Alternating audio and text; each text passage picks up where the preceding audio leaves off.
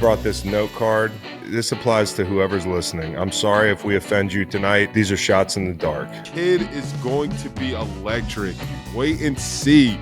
Wait and see. He's going to be breaking on these passes. He's going to be scoring touchdowns on the offensive side and the defensive side. We haven't seen this in a while. It's going to be so electric. I just can't wait. I love the enthusiasm for the Raiders because this is one of the teams. I am betting the over win total. I'm going to be on the Raiders wagon with you. His name's Chase Young, and I'm rooting for him to be the 2025 Defensive Player of the Year.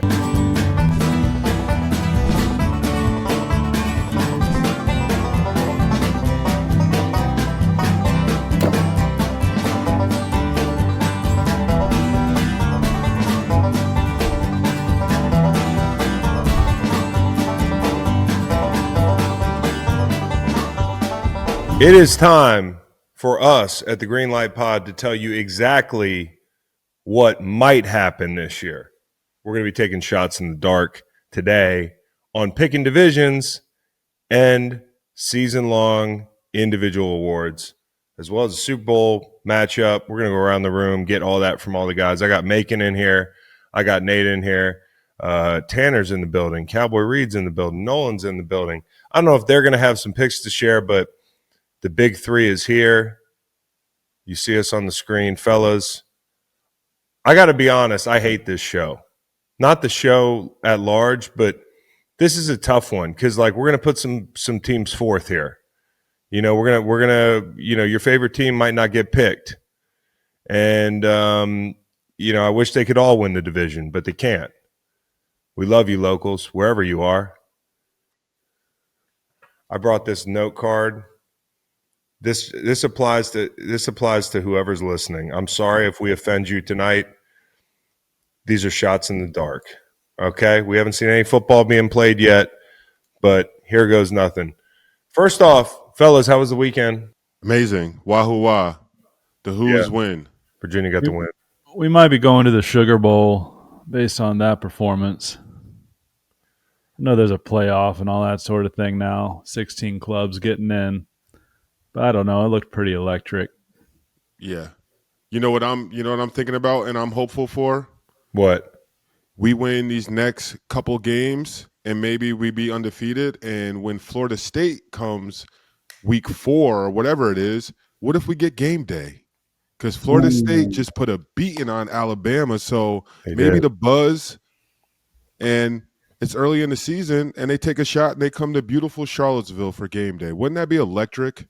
That would be incredible. We've been waiting a long time. Friday night, a 7:00 Friday night. Do you know what I'm getting the chills just thinking about what Charlottesville would be like on a Friday night. The bars might stay open till 2. Hey, Nate, can I stop you right there with the Friday night part of it and college game day being a Saturday morning recording? Oh. Yeah, there is that. I didn't. I thought you were talking about like camping out. You were going to camp out in the quad, you know, all weekend, that type of thing. You're going to be on like bro, if we could get you out there to kick that field goal, that'd be incredible. Bro, I'll nail it, but I want the money. They're never going to let you on there, bro. They're never going to let you on there. They're not going to let somebody from the Green Light Pod on there. No. If I stand out there and wait for a ticket, they would have to, right? Yeah, maybe so. I don't know. I don't know how that works. But anyways, yeah, UVA football is 1-0. I had my boys back in town, Robert Quinn, William Hayes. You know, William and Robert they live a state away and we're like best buddies, but you know, I tell them they're huge flakes. You know how many times they've verbally committed to come visit me and then something happens. There's a lot going on. These guys came up for 2 nights and they're the easiest house guests in the world. William told me that he wanted to, because he went to Winston-Salem State, not only a D2 school, but in his words, having gone to an HBCU, he wanted to go experience an HWCU. And he wanted the full experience. So he came up to see Virginia play Coastal Carolina. And, man, he's just a fucking trip. He's always a trip. He is always a trip. Let's see. What did he say this weekend? He said that he tried to get me to go in the student section.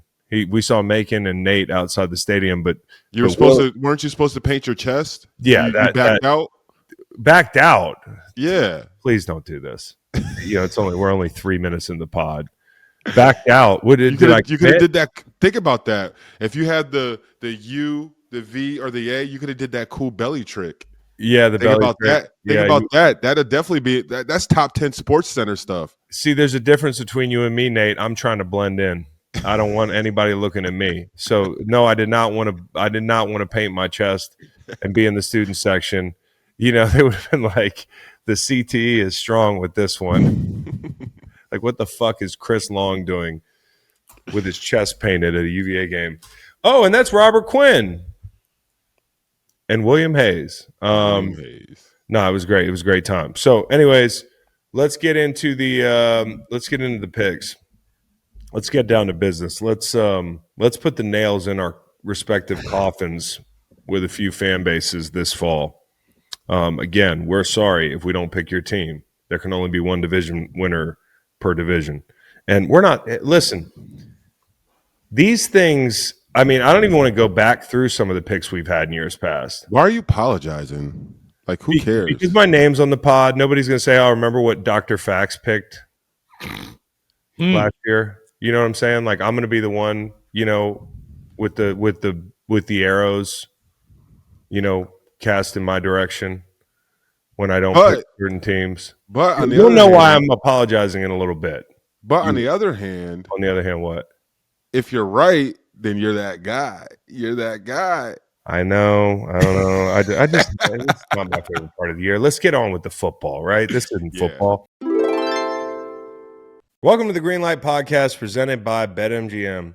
If you haven't signed up for BetMGM yet, use bonus code GREENLIGHT, and you will get up to a $1,500 first bet offer on your first wager with BetMGM. Here's how it works. Download the BetMGM app and sign up using bonus code GREENLIGHT. Deposit at least $10 and place your first wager on any game. If that bet loses, you will receive up to $1,500 in bonus bets. Just make sure you use bonus code GREENLIGHT when you sign up.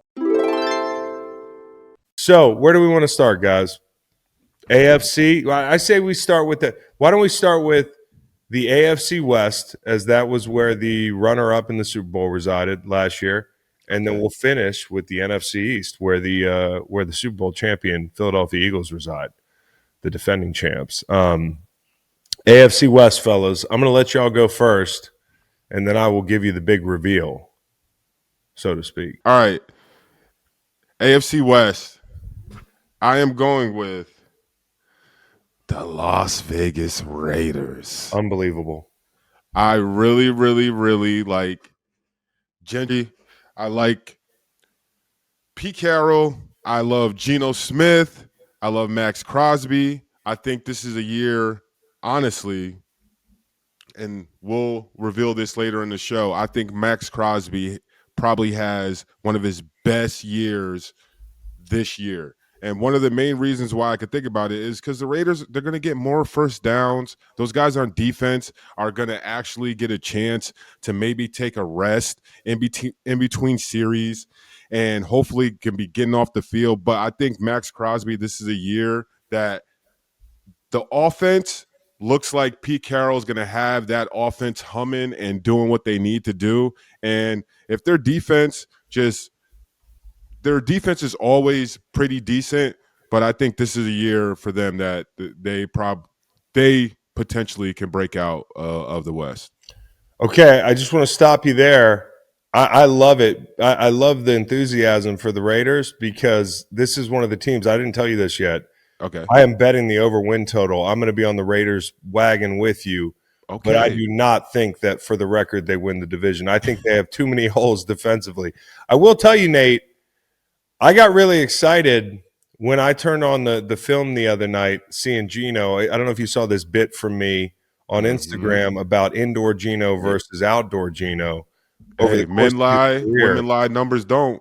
Yeah, numbers never lie, certainly. And so I just I feel bullish on the offense. Like, listen, you could say there's a lot that needs to work itself out at wide receiver, right? Like, but they have some really fast, unproven guys. They have some guys that can take the top off the defense. Now they have a guy that can throw them the deep ball, and they're going to be in some 12 personnel. I mean, they got Mayer. They got obviously Brock Bowers, who's about as dangerous as any cover at tight end in the league. I love the offense, so I'm with you. And I don't think the O-line's that bad. And I'm a Geno fan, so I'm not calling you. I'm only calling you half crazy because I think that the Raiders defense. Now I think the floor is higher with your guy making Patrick Graham, the defensive coordinator.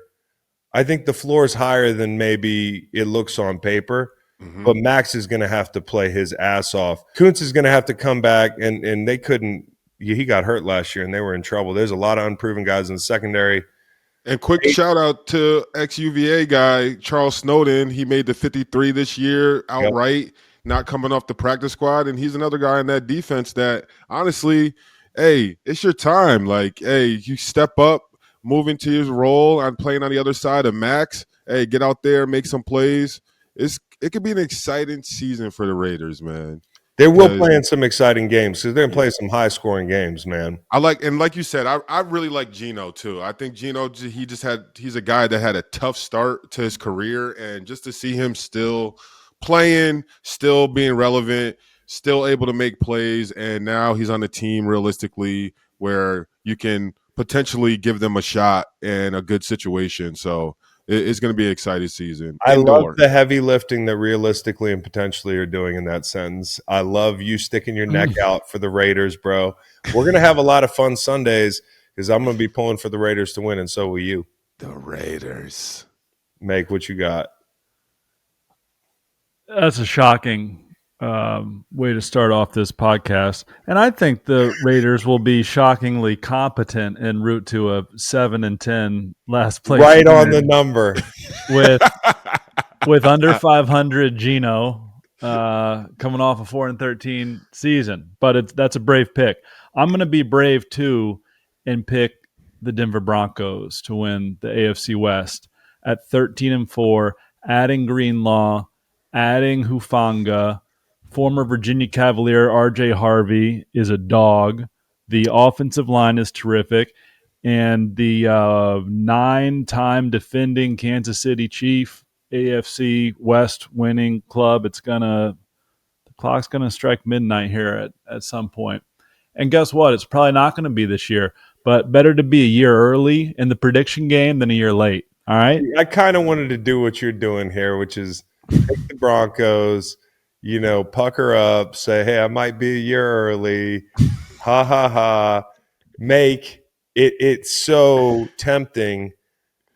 And if it weren't for the fact that I'm looking at the left tackle that they drafted, Josh Simmons, who I think is going to stabilize the tackle situation as much as you can, I would maybe pick the Broncos. I think it's going to be very close. And I'm with you where I think I'm extrapolating here, but the Chargers maybe don't take a step forward because of maybe Rashawn Slater's injury and the defense coming back down to earth, relatively speaking. I thought Minter did a great job last year, but I don't think from a personnel standpoint they're quite there yet. And that sucks for Justin Herbert because I don't think it's going to be an indictment on Herbert. I don't know that they're going to take the next step this year. And I'll say this, it's a tough division. We just said it. I mean, Nate just picked the Raiders to win the thing. I think, he's having fun, at least 20% having fun, I'm thinking. But 80% is like, hey, they could be cagey offensively. And they've already played the Chiefs tough in their current form every time. They played them tough with Aiden O'Connell. But I think if the Chiefs get the offensive line room right, and that's going to involve the young guard Kingsley Suamataia playing a lot better than he did in the preseason, this will be a work-in-progress team. I will take the Chiefs to win the division, but I would not be shocked at all, Macon, if you're right on this thing because the Broncos got better this offseason. And also, how good are the Broncos in the secondary where you've got a starting caliber nickel and you go out and you get Jahdae Barron and the guy looks fucking incredible in preseason. It's like an embarrassment of riches on defense. They add your guy Evan Ingram in the passing game. Sean Payton's all fucking excited about that. So you know what?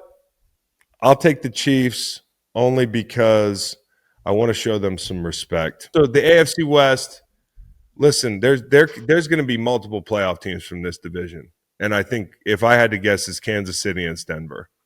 That's the best I can guess at it. Let's move into the AFC South, shall we? I think Nate has an Duval. Hey, what did Macon say? Rather be a year early than a year late.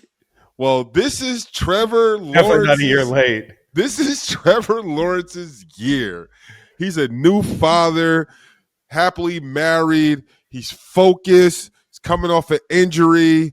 They're trying to push him out of there, backs against the wall. And what happens? They go out there in the draft and they get the best defensive player and the best offensive player in one pick, and you put them in that locker room.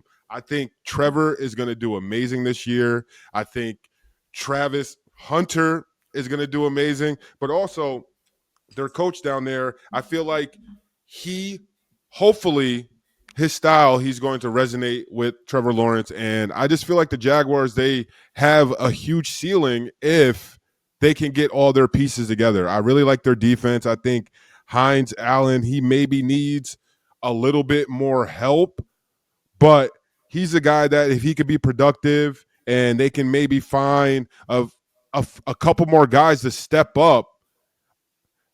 I mean, I know I'm being a little biased, but I truly do like the Jacksonville Jaguar team as a whole. And I feel like they're a team, and the AFC South is just a tricky division where if you could just stay the course, win close games, end of the year, it could be a toss-up who ends up winning that division. So, listen, it's a trendy deal here. I've heard a couple people take the Jags. It's not like the Jags are supposed to be cheat. Well, I got my problem with the Jags is this. Since I think December of 23, they're tied 3 ways for the worst record in football. Now, a lot of that has to do with Trevor Lawrence's health. A lot of it, in my opinion, has to do on that last regime running its course. And quite frankly, I thought some people kind of, I don't want to say quit, but last year they were making their plans for Mykonos pretty early, and there was some uninspiring football being played. So they have a cultural overhaul. They have a bit of a roster overhaul. There are places like the offensive line that concern me.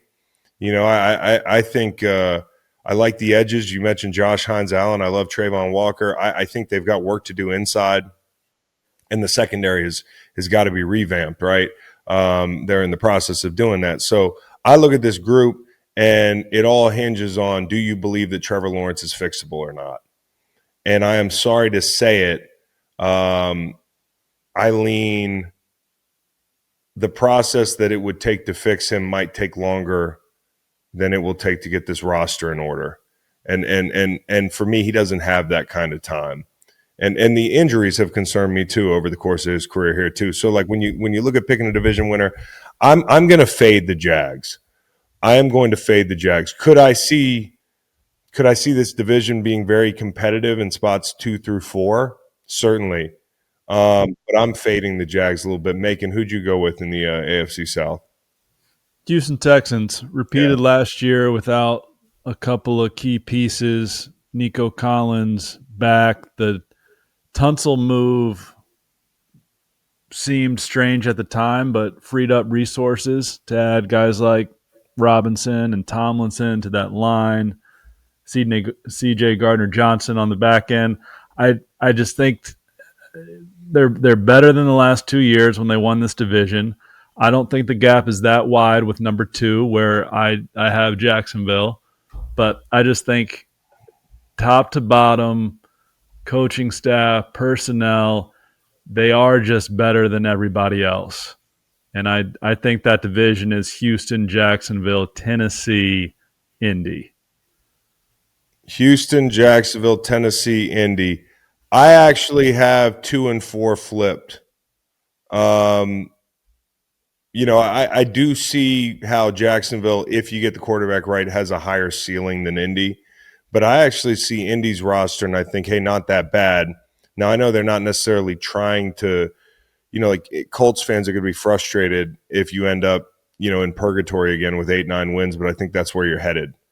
I think Shane's, for everything that's gone wrong there, he's a good offensive football coach who had Gardner Minshew in the Colts 2 years ago within a hiccup, a drop on a fourth down of possibly being in the playoffs, right? And they were competing with, at that point, the best version of this Texans team as we know, this installment of the Houston Texans. So it's a long-winded way of saying I trust the Texans. They're number one for me. For all the reasons that we've talked about at length. I mean, the defense has got a chance to be a top 2 defense and not number 2 if you're picking up what I'm putting down. Okay, and then offensively, you really just need a couple of positions to hit. You need at least one of these rookie wide receivers, either Higgins or Knoll, to come through for them, and they like those guys.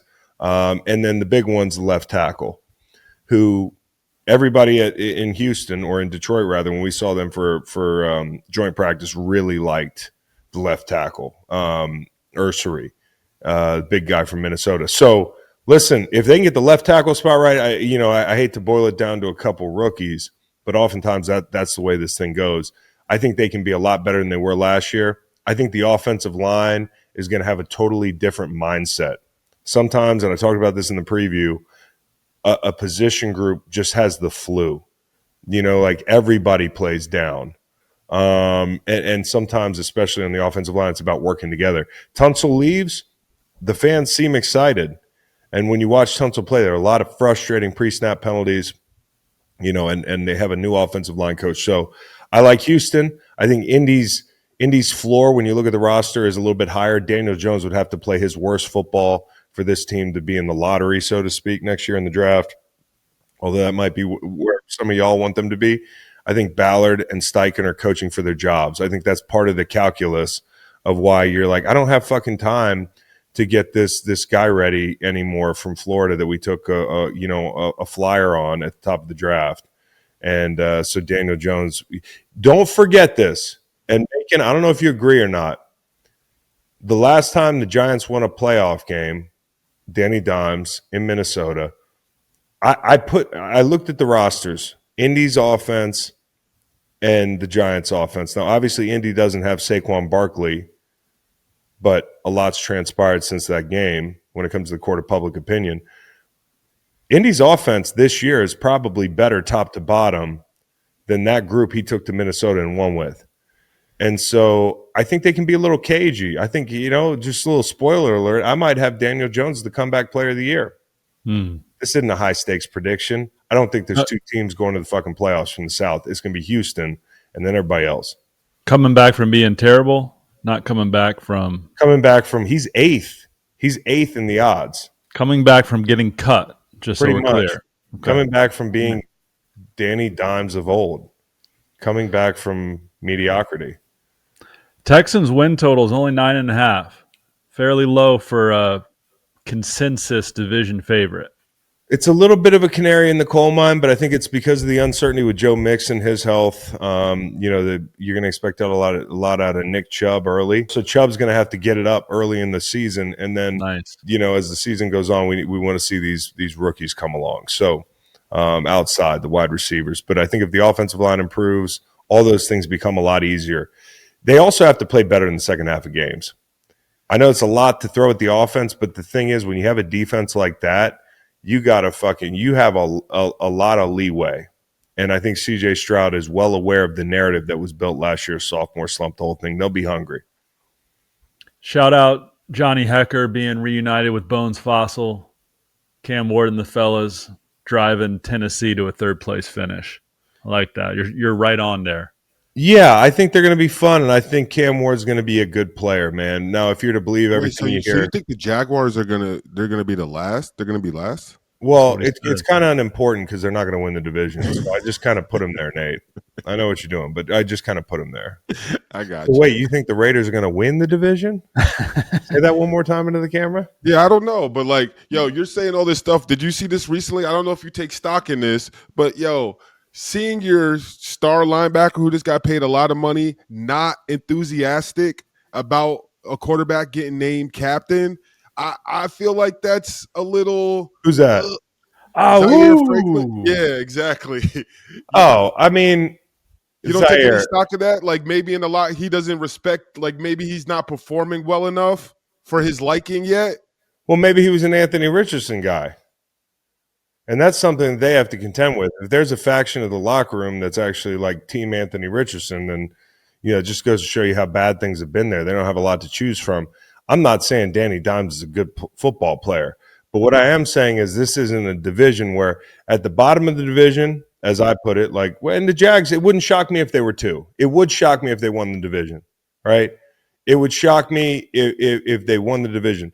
But you could order these 2 through 4 in any direction, and I would be like, yeah, I could see that. I could see Tennessee being the second team in the division. Every year, there's a worst to first. 20 of the last 23 years, I think it was, in the NFL, there's a worst to first team. And I am having a hard time this year finding that team. I'm sure Macon nodding his head. I'm sure he was looking too, but it's like, Tennessee, we talked about this earlier. Nolan and I were talking, and Nolan said, hey, listen, it's hard with Tennessee because I don't know what their identity is. And I would agree. They don't have an identity. But you know who also didn't have an identity last year going into the season, in my opinion, was the Washington Commanders. And they made a big jump. Now, they didn't finish first. The thing you can't plan for is how good the quarterback might be. And I like the way he's starting. I do like the way that Cam Ward is starting down there. I feel like he is saying the right things. And to what you're saying, if he can kind of back up what he's what he's saying, they'll have the kind of like that hard working, hard nosed, blue collar, go to work.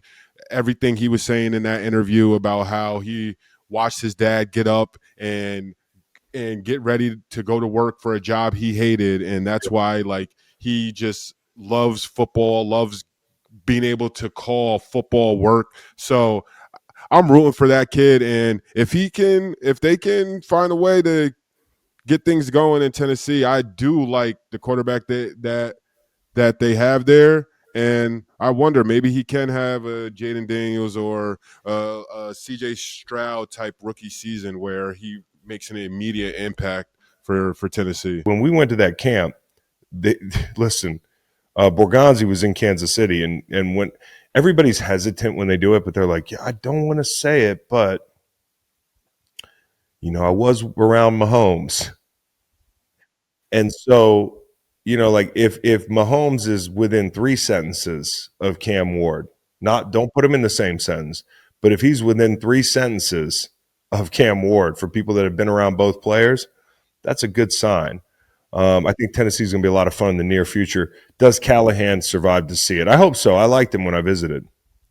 All right, so tough division to pick 2 through 4, but in my opinion, it's Houston. Nate, as an alum, he goes Duval with the second upset pick in a row. Now we're going to go to the AFC North. What are we doing, boys? Going with the Ravens. Got to go with the Ravens. I just feel like the Ravens is it's probably the easy pick, but I just like their roster. I love their offense. I feel like just a tough way to lose like last year.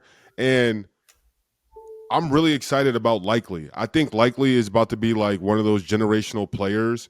Like hopefully he can stay healthy, but his athleticism and just like the little bit of stuff we've kind of seen from him, the fact that he's paired up with Lamar Jackson, we're about to start seeing stuff between them that is going to be special. And I'm excited for that. I think Mark Andrews, everyone knows how terrible the season ended. I feel like he's probably having, I would think, maybe one of the best off seasons in a sense of training, getting ready, just trying to redeem yourself. It's one of those things where I'm sure maybe a little extra spark to start the season. And I'm excited about the Ravens. And I just feel like it's Lamar Jackson.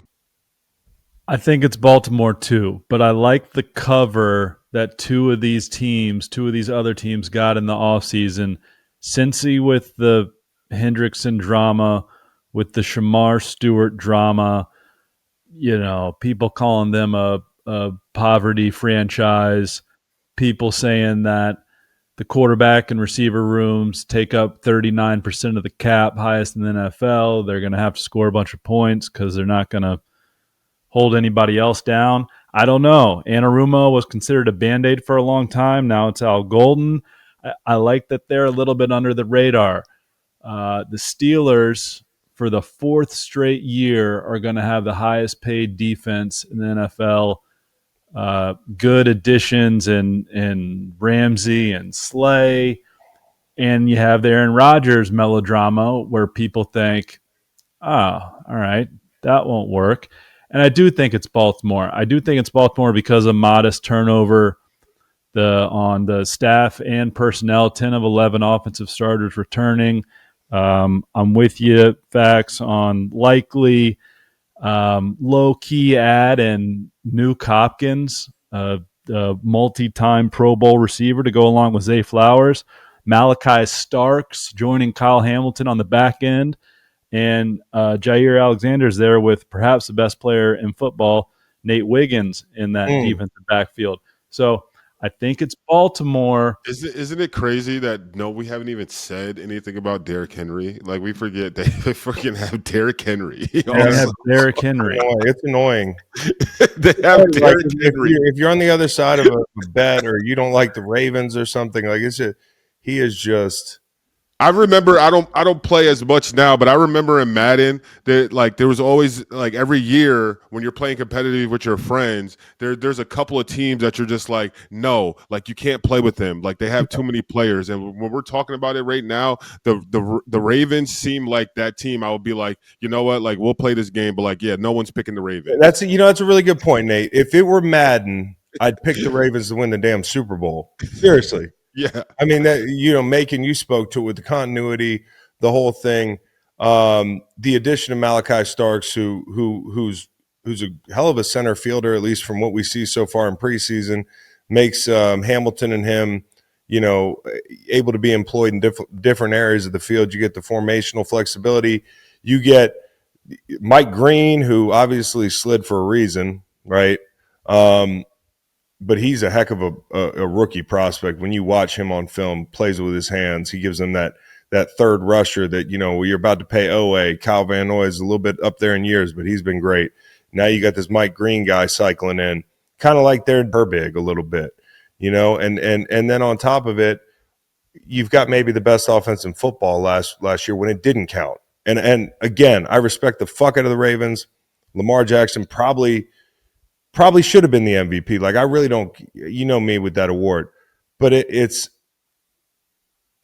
what happens in the playoffs. So right now we're picking the division, and maybe I'm a little bit clouded because I judge them on how they perform in crunch time. But I'm gonna take a fucking stab at it, Nate. If not for anything other than having fun with you every Monday, I'm gonna take the Bengals, man. Oh God. I like it. I'm going to take the Bengals. I'm going to tell you why. Do you think they got better or worse offensively? Better. I think they got better. Okay, hold on. I'm not done. Here's my beef with. I like the Bengals. I just don't like that you have a great freaking team and it's the front office and the owners just doing some goofy shit. Like, but here's what that goofy shit resulted in. It resulted in them getting Trey Hendrickson, who had 17 sacks 2 years in a row at $30 million, days before Micah Parsons goes for $47 million. I'm not saying they did that on purpose. They fell into it. They fell into it, but everybody was worried about, hey, remember last year they were like, yeah, the Bengals will be back, but they're not going to be able. They can't. They got to choose between Chase and Higgins. No, they don't. They're not going to be able to pay Trey Hendrickson. They figured out a way to pay Trey Hendrickson. They're not going to get Shamar Stewart on the field. Oh, that looks like it's going to be a major work in progress. Just so everybody knows here, like I didn't see him use his hands in preseason. I think here's where the rubber meets the road for me. Okay, they get Gesicki back. Yoshi Voss is a hell of a number 3. Down the red zone, anybody's a hell of a number 3 when you're catching the ball from Joe Burrow, right? I love Chase Brown, right? They get P. Ryan back. They add Fairchild at guard. They bring in Risner. They have better depth inside. Like, they're really trying to improve the offensive line. But they will not win the division if they are a bottom 5 defense. Now, I just said that, but I want you to look back at the games last year. As bad as that team was, they won 9 games. How many games would you say, and I know it's woulda, coulda, shoulda, if you just do the simple fucking things, no dumb penalty against Kansas City, don't shoot yourself in the foot against the Chargers, don't blow a giant lead against Baltimore. We could go down the list. There's a 10, 11, 12 win team in there, all right? And to me, they got better offensively. And I think if Joe Burrow has what I think he has between the ears, he's going to come out this year with his fucking hair on fire. And so will Lamar in the division. But here's the biggest caveat, the defense. That defense last year, I just want people to remember how many people got hurt on that defense. Go back and look at how many guys got hurt in the secondary, missing Logan Wilson, right? Hubbard, who's now at home, retired, my dog, Sam Hubbard. It was time, right? Like, he was a fixture there for a long time. There was a transition there. Chris Jenkins playing in a club. You know, they lose Sample for the year. There's just a lot going on a defense. And Lou left. And to me, as big a fan as I was of Lou, sometimes I wonder if maybe when the whole secondary regresses, like Geno Stone and Jordan Battle and those guys, like when they play a lot poorer in 24 than they did in 23, and you got other guys getting hurt, and everybody's just playing shitty. If it's like that Houston offensive line room, that I expect to be better, because the position room can kind of get the flu. And I'm not saying they're going to be a top 10 unit, but to me, if they're 20 in the league, this team wins the division. If they're 17 in the league, this team wins the division. I don't know what they're going to get out of Shamar Stewart. I don't know what they're going to get out of the linebacker, who's 25-year-old rookie. I don't know what the secondary is going to look like, but it has to be better than last year, doesn't it?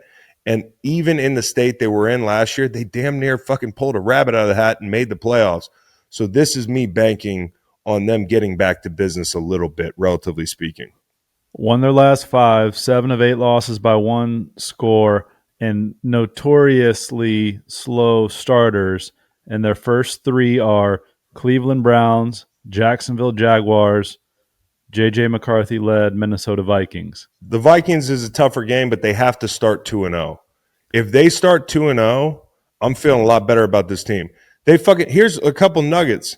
I think they're 1-11 in the last. I guess it would make it like 6 years to start the season, or in the month of September. So not 6 years. No, I think it's the month of September, the last couple of years. Go back and look at it. The stat I gave you in the preview is true. I'll just say that. So they have to play better. And I think this year, sometimes you show up in August and the mood is everybody's asshole's a little tighter. Like, you know, everybody's puckered up because heads are going to roll if it doesn't go right. I believe Joe Burrow is going to thrive in this situation. He did last year. Now he's got to it's got to carry over to the other side of the football. And in late game situations, how do we conduct our business as the Bengals? I got them winning this division, but edging out Baltimore, who I think has about the best roster in the league. Flip side, Ravens start with Buffalo, Cleveland, Detroit, Kansas City, Houston, LA Rams. 1, 2, 3, 4, 5, 6. They'd probably take 4 and 2 in a heartbeat. It's not going to be easy. It's not going to be easy for the Bengals. I think the Steelers are going to be a tough football team. Obviously, you mentioned the investment in the defense. Their defense is almost, it's one of those top 3 type defenses. That defensive line could be scary. It is scary on paper. You had the coverage in the back end with Slay and Ramsey. If you can get something out of those vets, they're going to be scary defensively. But I do have concerns about Broderick Jones at tackle. I do have concerns about the wide receiver room outside of DK Metcalf. I was just about to ask, how good is DK Metcalf? DK Metcalf is a physical specimen that can catch a deep ball. And no, I'm just telling you, like, is he an elite wide receiver? I don't know where you put him. Like, he's that's what I'm saying. He's not in the Jefferson Chase tier of individuals. Say Aaron Rodgers has that spark. Best case scenario, you think DK Metcalf could be like a 15 touchdown guy? I don't know.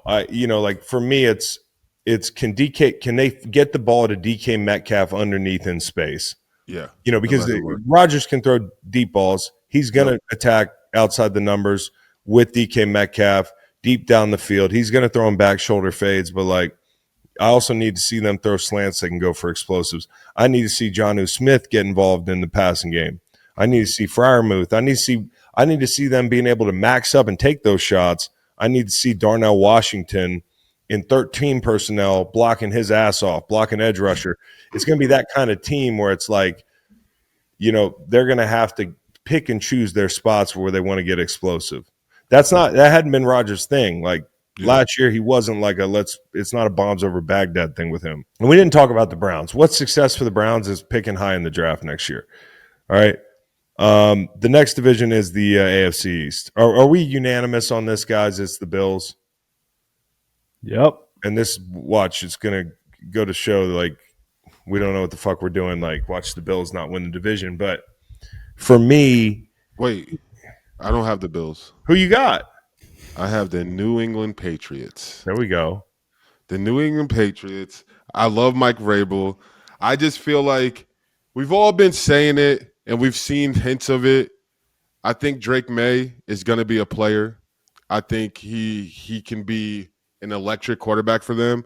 But also, I mean, we all seen it. I think this young kid, Travion Henderson, I think if this kid is going to be explosive as we've been seeing in the preseason for them, they got a roster. I mean, they got Stephon Diggs. Yeah, he's coming off an injury, but if you can get production from him and help your young quarterback get more confidence throwing to a guy like that, if he's going to perform well, and Mike Vrabel is a guy that you kind of know how that locker room is going to be and what he's going to tolerate and what's going to be going on. And just knowing that, I can see them sneaking and maybe winning the division. I feel like what's the fun if everyone's going to pick the Bills? There is no fun. So thanks for doing it. I think the Patriots, by the way, make the playoffs. As far as the AFC teams, now that we're in the East, that I think make the playoffs. I mean, like to me, Kansas City and Denver make the playoffs. Houston makes the playoffs. Cincinnati and Baltimore make the playoffs. And Buffalo and New England make the playoffs. Okay, there's going to be surprises, but I would not be surprised. I don't think anybody's going to be surprised if New England wins 9-10 games. I think the hype is that real at this point. I think Mike Vrabel has a lot to do with it. He will elevate the floor of a football team. They will play more physically. I think you're going to get more production out of that defensive front that you've looked at as like some of the parts is not added up to what you think it should. I think they'll be better. Gonzalez, he's got a hammy right now, but he's, you talk about a good corner room. They have that. The Duggar situation was kind of shocking to me. Maybe Buffalo can make an in-division play for Duggar, but they probably won't move him in division. I don't know, man. Like a lot does bank on wide receiver number 2. And a lot banks on the offensive line protecting Drake May. But I expect them to win 9-10 games. It just so happens that I think Buffalo's offense is going to be incredible, as they usually are. And the biggest concern for me on Buffalo defensively, as it is annually at this point, is injuries. Maxwell Harrison, I just read where he's going to be out like the first month of the season. So, they're going to have to win with Trey White outside. They're going to have to win at least in the current situation with the safety room the way it is. I think eventually Brandon Beane makes a move for a safety. Please do it. Joey Bosa has to stay healthy. There's just a lot of conditional things that have to happen for this team to go where they want to go, but I don't think it all has to happen for them to win the division. So I got the Bills winning the division. And I think New England comes in second. And I would not be surprised, and this isn't like some anti-Miami hate, I think the Jets are going to be very physical, and I think they're going to match up well with everybody in that division in a way that like makes them annoying. And I think there might be a logjam at 3 and 4. I think those two teams at the bottom of the division are going to be closer than people think. In Aaron Glenn, we trust. I think finally the Jets are building the right way. Buffalo's going to be the betting favorite in every single game on its schedule. 5 straight AFC titles. takeaway, regression likely coming, but I think they're too big to fail. But I'm with you guys. New England's odds-on favorite to finish second, but the worst odds of any second-place finisher preseason. I I like the Jets too. I like the Jets to be frisky with Fields and Brees and Braylon and Garrett Wilson. They're starting to stack dudes. If Membu is good at right tackle, and maybe he won't be, Yeah. something's happening there. And Will McDonald, Quinnen Williams, Sauce Gardner, you go down the list. They have some blue chippers. Miami last won a playoff game in 1999. Mike McDaniel's 28-23 in 3 seasons. I think it is a fourth place finish for the Yeah, Dolphins. well, the problem is like when you look at the odds, it says, "Hey, first coach to be fired. Who's got the shortest odds?" It's Mike McDaniel, and the way they ended the season last year from a morale standpoint, I think when you control for things like, hey, quarterback injury, which is a reality, everybody acknowledges that. Now they bring Zach Wilson in. And they've at least maybe invested a little bit more in that room, if you call that an investment. And Quinn Ewers, we can't forget Quinn Ewers. These guys might have to play this year at some point, and I think everybody knows that at this point. Also, the corner room is going to be a dumpster fire there. So, when you talk about how you're going to keep up with some of the high-powered offenses, I just don't see it respectfully. So that's the AFC East. Again, to wrap it up, I personally have Kansas City, Denver, Houston, Cincy, Baltimore, Buffalo, and New England sliding into playoff spots in that conference, the AFC. Now we're moving to the NFC. We're going to start out west. Fellas, what you got? I'm going with the LA Rams. And honestly, I don't know why I picked the Rams. I just feel like sometimes when you're looking at this stuff at the beginning of the season, it's all a toss-up. We have all these analyzations and whatever it is of teams and what we think they're going to do. And this is a conference, when I look at it, I was like, I really don't know. So I'm going to pick the Rams. Ooh, the Rams. Yeah, the Rams. The Rams. It's hard to pick against the Rams. Hey, Make, what you got? You picking against the Rams? I'm picking against the Rams. I think this division has the best case for worst to first. I'm not going to take it, but the Niners did finish last. I like the Seattle Seahawks. Top 5 defense, added the quarterback of a 14-3 team. Say what you will about the quarterback, but he still did it. They went 7-1 on the road last year. I like the coach a lot, like the personnel. Bit of a toss-up division. I'm with you, Nate, but I'm going Seattle. Flyer on the Seahawks. I'm actually with you, Macon. Believe it or not, I am with the Seattle Seahawks here. I zagged last year on the division. Did not take the Niners, and I think we've had a pretty good beat on this division. I think the tough thing this year is it's Matt Stafford's health. Every year as he inches closer to 40 years old, you're like, can he, the guy who's getting epidurals in training camp, who's taking a beating, he's an absolute warrior, can he continue to put it on his shoulders year after year? And he didn't play his best ball down the stretch last year before the playoffs. Now, if they can slide in the playoffs healthy, they're hell. They are hell to deal with. You've got one of the best coaches in football. You got one of the best quarterbacks in football. The best version of Matt Stafford, even at this age, is at the top of that second tier, in my opinion. However, in a division where, because of everything I just mentioned, there's a lot of uncertainty, there's no dominant quarterbacks. Okay, don't get your panties in a bunch, San Francisco. I give Brock Purdy his due all the time. He's a hell of a player. But there are levels. And when I say dominant quarterback, I mean those guys in the AFC, right? Like generally. And there's some others vying for that, for being in that echelon in the NFC. But in divisions where it's not quarterback driven at the current juncture, I look at the defense. And in this division, personally, I just see Seattle's defense as being a class above. Now, that's not to say I don't love the Rams defensive line, but look at this Seattle defense and everything they got going on. They're going to be able to rush the pass. They're going to be able to cover. Since they got the linebacker room right last year, McDonald's unit stepped it up. And if you want to do cliches, they always say year 2 in a defensive system, everybody gets better. If this defense gets better, and they are on paper, it's going to be tough to deal with this group. Now, the question is, can they at least just be competitive offensively? I'm not wowed by the weapons outside. I'm sure Seattle fans who know more than me about, how camp transpired daily in the wide receiver room might know of some sleepers or guys Torrey Horton, Colorado State. But I got to see it. You know what I'm saying? And you're kind of JSN is going to be heavily relied upon, and then Cooper Kupp doing a lot of the work in the slot at his age.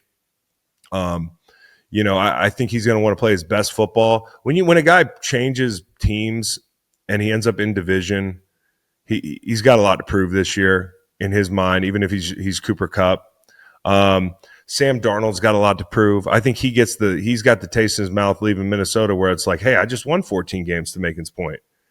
I at least was part of the fucking reason. Didn't you see it was like a turnstile at the end of the season? I was getting killed. You could put Tom Brady back there. He would have struggled against the Rams in that game.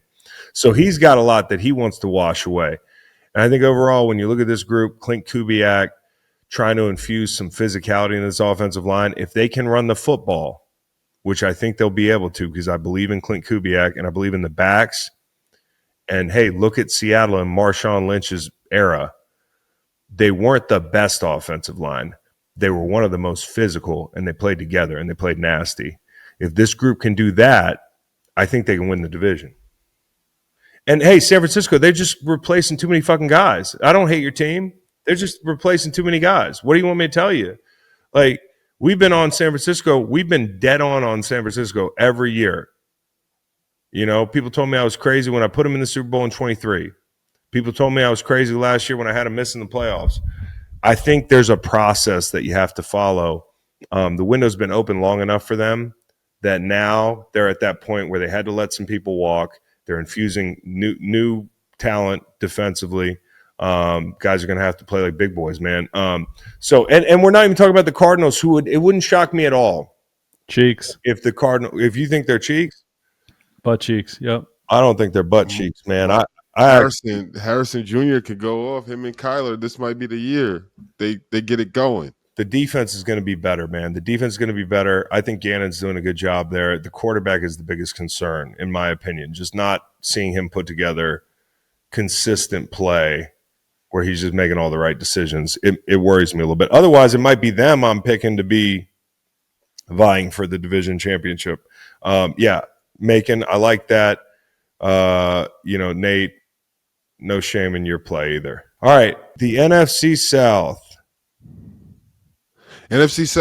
I got Tampa Bay. Easy, bro. I got Tampa Bay. It's not – I know – what, you got Atlanta, Nate?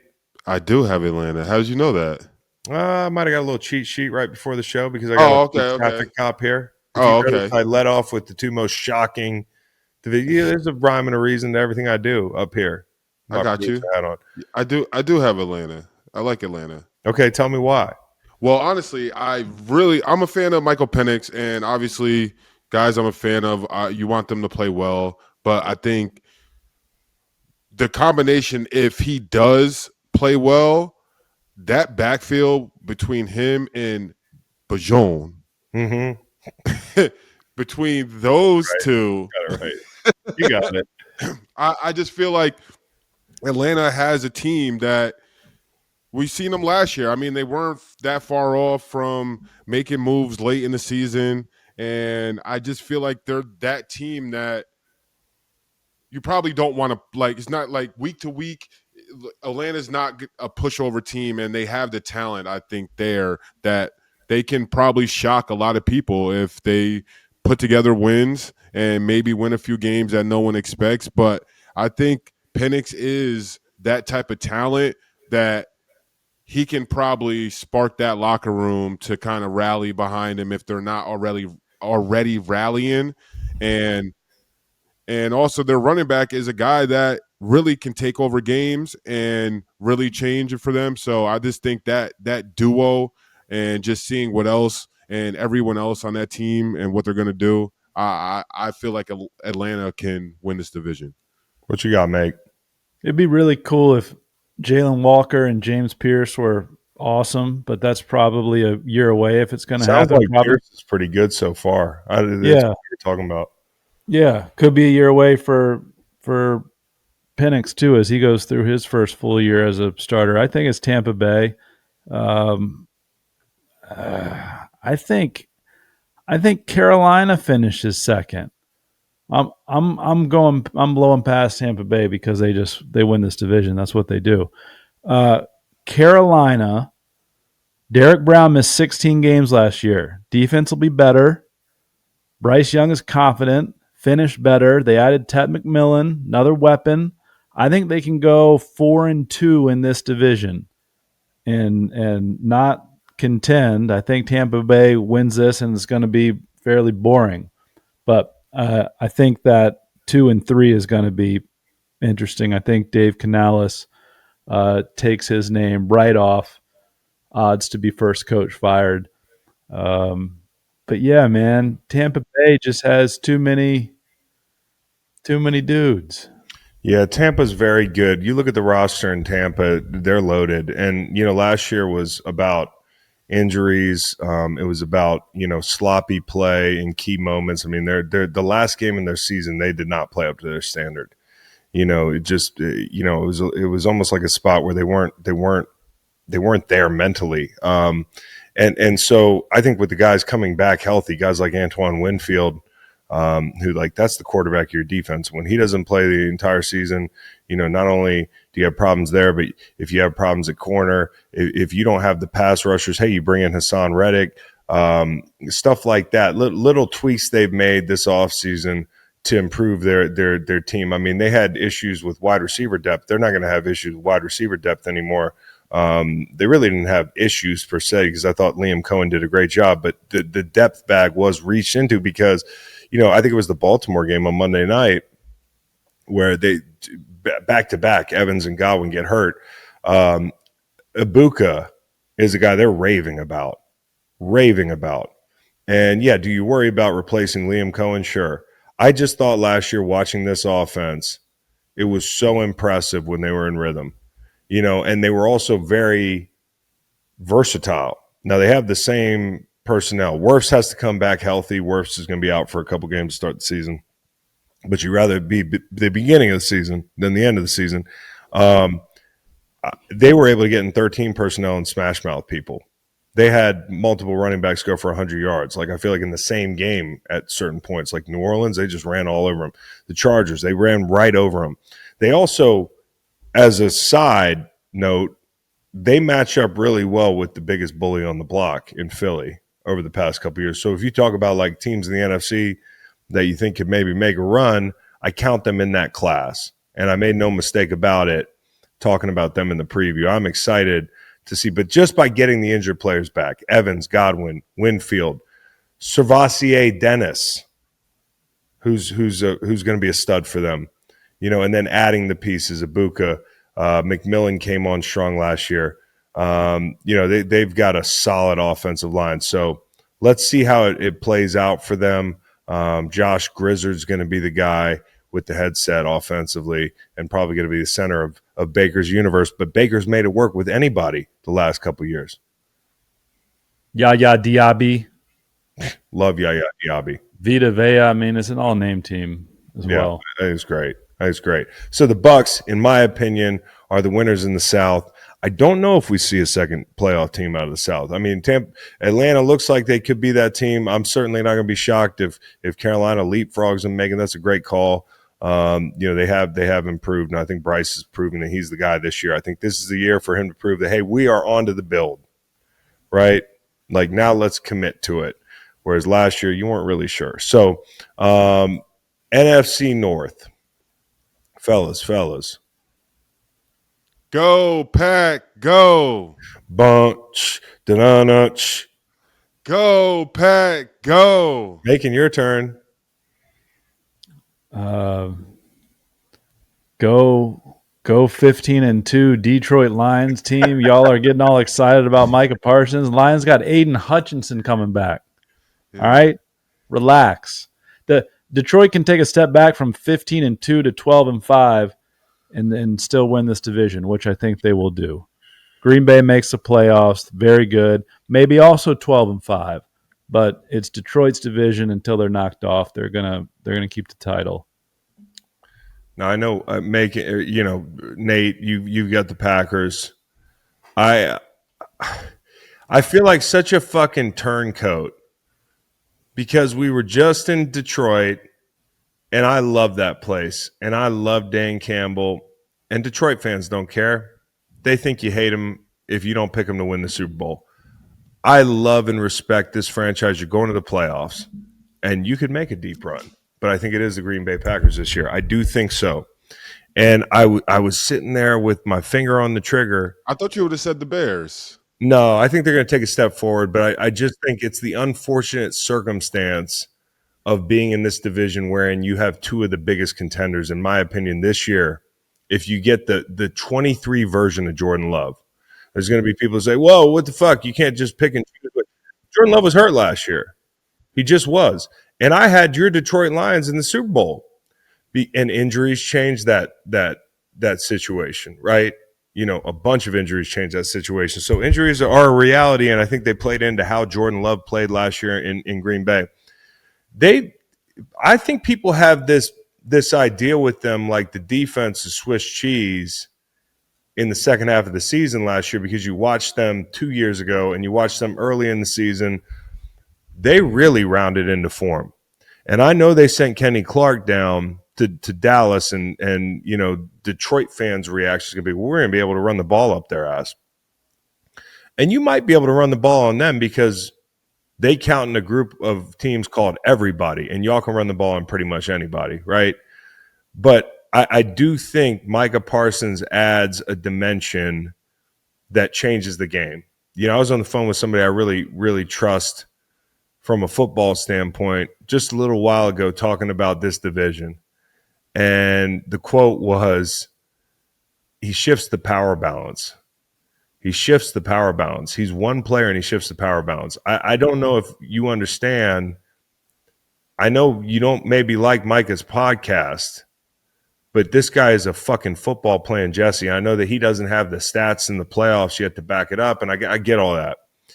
But if your coverage isn't elite and you play zone and you don't bring pressure, you just play sound football and you keep things in front of you, what's the best thing you can infuse in your team? It's pass rush. They go out and get Golden in the draft.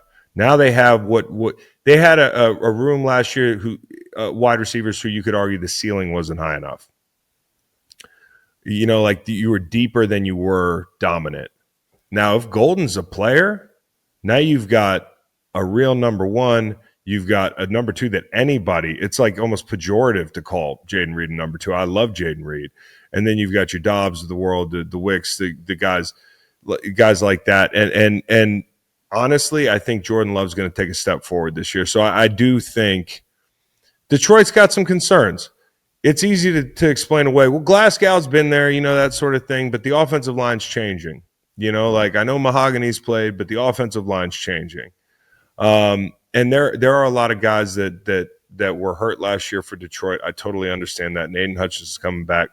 I just don't want people to underestimate how good Green Bay can be if they're fully formed. And I don't care if I'm going to be wrong twice. I picked them to win some games last year that they whiffed on. And on Mondays, I had egg on my face, and I was like, I said Green Bay would bow up and win this game, and they couldn't. They couldn't beat the best teams in the NFL. It's a process. I also said the Lions were going to the Super Bowl last year. That didn't happen. So I like Green Bay to win the division, and I see both these teams as 12-win type teams. So this isn't a going away type thing. It's going to come down to them playing each other. And I will say this. I looked at the two matchups last year. I mean, Detroit dominated time and possession at the time, but Green Bay was going for over 6 yards a play. And actually in that metric, they were over a yard and a half ahead of Detroit in both games. So it's one of those things where it's like, if you look at it glass half full for Green Bay, you can totally see what I'm talking about. But if you just don't like Green Bay, you're going to say I'm crazy. That's nothing, what I just did. What I just did is nothing. We're headed to the NFC East. Hold on a minute now, player. The last time a team had to replace two coordinators, Eagles with Steichen and Gannon, started the season 10-1 the year after, made the playoffs. Time before that was Cincy in 2014. Can anybody name the coordinators? 2014. Well, it was an Andy Dalton era deal. The coordinators in Cincy in 2014.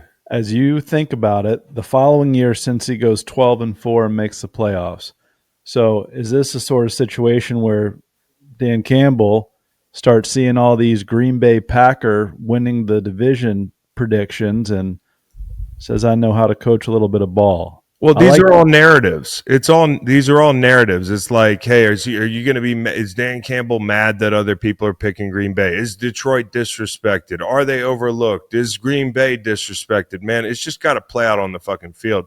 And to your point, it's not impossible to replace two coordinators, especially when you're a damn good head football coach like Dan Campbell. And they also have the toughest team in the division. Green Bay's got to prove they're as tough. I think Green Bay's got more talent in spots. I didn't say the whole team. But what I am saying is I think the quarterback ceiling this year is pretty high. And I think he's got a solid offensive line in front of him. And I think some of the offensive line changes are an even bigger deal than the coordinator in Detroit. So I think Detroit, having a guy that's been with Sean Payton, having a guy that's been in the building, having another young former player in Calvin Shepard, as your D coordinator, it fits right into their culture, and they're homegrown. So it ain't a thing where I'm picking them Green Bay because Detroit's, replacing coordinators. I just think Green Bay, we went to camp last year and saw them up close. I was like, this is a fucking 12-win team, and they're physical and they're big. They just couldn't win the tight ball games against the guys they had to beat last year. And guess what? Teams have to grow up in the NFL. And I do think the quarterback was hurt. So, certainly I'm going to enjoy probably 17 weeks of being spammed by Detroit fans telling me, I told you so, you hate my team. No, I don't. Don't hate your team. Love your team. But this is one of the best divisions in football, and you can't win it every year. I think Green Bay gets it this year. Detroit drafted Isaac Tesla. Love Tesla. And the answer to the trivia question is Jay Gruden and Mike Zimmer. Guys, this is something I've been dreading the whole show, the NFC East. And I've been dreading it because I have to be honest. The Philadelphia Eagles just won the Super Bowl. I know how hard it is to defend a Super Bowl title. 4-6 is how we started out the gate in 2018. There's a lot of young guys on this team. There's a lot of guys that just enjoyed success for the first time professionally. Like, how are they going to respond to that? The NFC East has been a shit show since 2004. There hasn't been a consecutive winner. We all know who won the NFC East last year. It was the Eagles. Only half the teams since 2000 defend their Super Bowl title with a division title the very next year. Like, there's a lot. Like, we need Adoree Jackson to play well. Sidney Brown's got to stay healthy. Makuba's got to play well. Jihad Campbell, who looks fantastic in preseason. He's a fucking stud. You've got unproven edge guys, and I don't mean unproven because they've made plays on the biggest stage, but guys that have not had to shoulder the load of a 17-game season. I think Ajomo's going to be great. Is he going to be able to play 40 snaps a game at a high level? Graduating from that supporting role to being a lead actor in the movie. That's a lot to ask. Ty Robinson, what happens when it's his turn? What happens when we need a rush on third down and it's Jalix Hunt and Nolan Smith and guys that have done these things before, but like over a 17-game season? Offensive line, I think, is going to be fantastic as always, Stoutland University. But their, offensive line interior depth, like that concerns me a little bit. And absolutely, you worry about the dry spells with Jalen. As great as he's played on the biggest stages, on some of the smallest stages, he hasn't played as well. So there's a lot, and I'm sure I've gone down the list, and I think you're getting the idea here. I'm concerned about taking anybody but the Eagles in the NFC East this year because this team deserves the benefit of the doubt. They're one of the best teams this century, a year ago. I think, can the Commanders match up with other teams in the NFL? Maybe better than Philly in some situations, absolutely. But I think it's going to come down to the matchup when they play each other. And for that reason, I think the Commanders come up just short. I am going to take the Eagles. I don't feel great about it because I think the Commanders got better. They drafted a stud corner in Trey Amos. They bring in Laramie Tunsil. They bring in Deebo Samuel. You know, they made some moves that tell me they think they're legit. And I would agree. But two things that they don't necessarily do as well. One is going to be rush the passer. That's something the Eagles do really well, is protect the passer. And number two, I think I'm a little bit concerned about when the Eagles play the Commanders and the Eagles decide to jam the ball down their throat. Other than that, there's a lot to love about the Commanders. I think they're absolutely a playoff team. I think they're very dangerous. Could they win the division? I wouldn't be shocked. But I'm going to give the benefit of the doubt to the Eagles because I think they've earned it to be the team in the NFC East to pull the sword from the stone and repeat as division champions. Whew. That wasn't easy, making that call. But I think it's the Eagles' division to lose. I think Jaden Daniels is next level. Barring a second-year regression, he's going to be hell to deal with this year. And I think the Commanders are going to get better. But I think the two matchups with the Eagles are going to be very hard for them. Going with the Eagles. Hey, they're the champs right now. They're the champs. Obviously, you got to knock the champs off. And honestly, I feel like Jalen Hurts is, for whatever reason, for me, I feel like this year coming up, because of winning the Super Bowl and just his mindset, how he's going about things in the media, I feel like he's a guy that can come out and potentially have the best season of his career stat-wise. And I feel like he's going to be running a lot of touchdowns in this year, a lot of tush-push, a lot of first downs.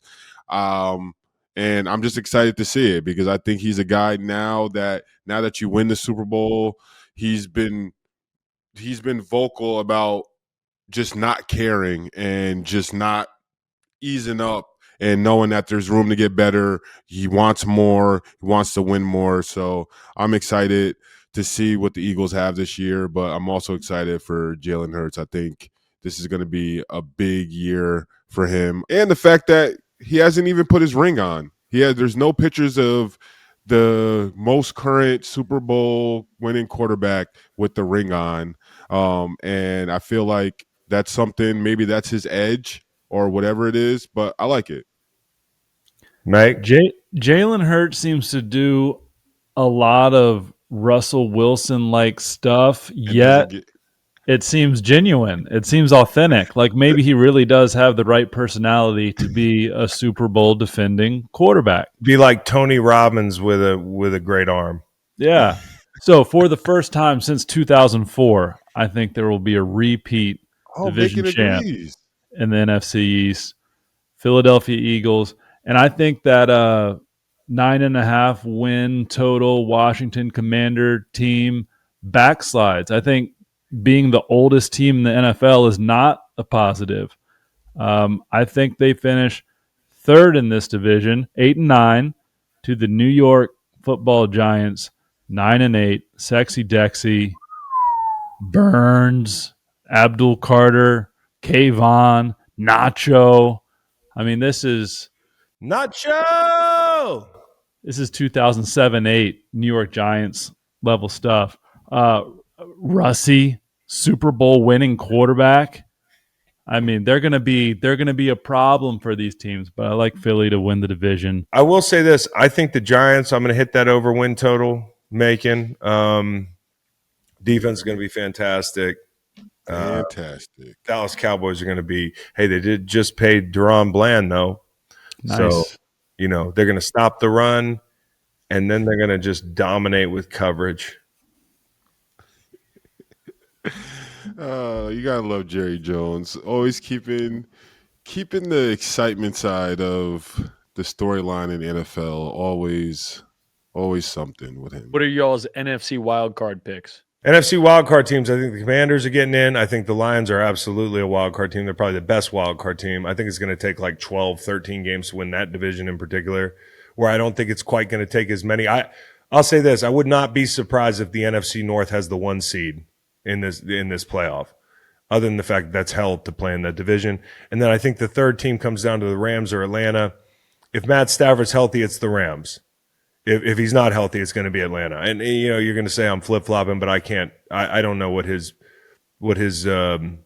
how his disc situation is right now. I don't know. When I see epidural in camp, I'm a little bit concerned. Green Bay, LA Rams, Chicago Bears.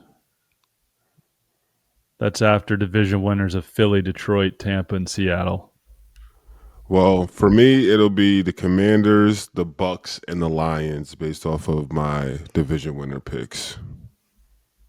And Nate, Macon, who'd y'all have in the AFC? We know, Chris, you had said Broncos, Ravens, Patriots, right, for AFC wildcards? I think that's what I said. Chiefs, Bengals, Patriots after Bills, Ravens, Texans, Broncos. So I'm going to have the Chiefs, the Bills, and the Broncos after the Raiders. Your Broncos fandom isn't as strong this year because you don't have that win total like last year. Do not have that win total. So, like, my eggs are not all in the basket for cheering for the Broncos. I do like their squad. But this year, I just like – I think I have a man crush on Pete Carroll. I think Pete Carroll is a great coach, and I think he's a guy that is just one of those coaches that can maybe get that little bit of percent of getting better out of a player that maybe the player doesn't know he has. And I feel like there's a lot of guys in that Raiders locker room that probably can play better than they have been. And he's just a guy, I think, that if he goes in there and he could do that, it'll be a special year for the Raiders. Do you all want to hit Super Bowl matchups and winners now and then get into awards? Sure, why don't we just do it? Because none of this stuff ever comes true. Super Bowl. I got the Green Bay Packers versus the New England Patriots, with the Green Bay Packers winning 27-24.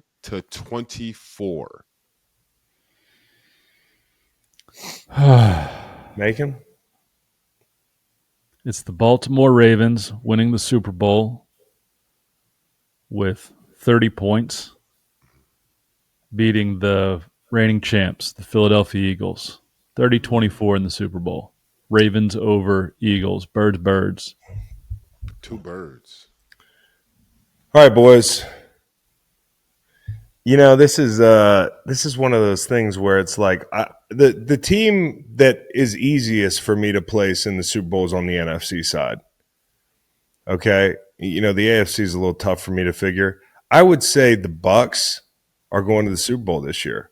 I mean I think the here's the class of the NFC to me. The Bucks, the Packers, the Lions, the Eagles, the Commanders, in no particular order. The NFC is spicy. Now, the reason I like the Bucks is because they match up well against the Eagles, who will be fully formed at that point in January. And honestly, I just think they got a great roster top to bottom. We'll go over to the AFC where – Well, and they don't have the division gauntlet of the other contenders. They do not. They might be hosting some home games. Now, the other thing is this: when you look at the AFC, I don't think we talked enough about my worries about the Chiefs' defense.